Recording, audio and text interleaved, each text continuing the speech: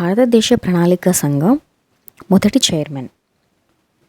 జవహర్లాల్ నెహ్రూ ప్రణాళికా సంఘంకు మొదటి చైర్మన్. ప్రణాళికా సంఘానికి ప్రధానమంత్రి చైర్మన్. భారత ప్రణాళికా సంఘం 15 మార్చి 1950లో స్థాపించబడింది. 1వ జాతీయ ప్రణాళికా సంఘం 1938లో జవహర్లాల్ నెహ్రూ అధ్యక్షతన సుభాష్ చంద్రబోస్చే ఏర్పాటు చేయబడింది.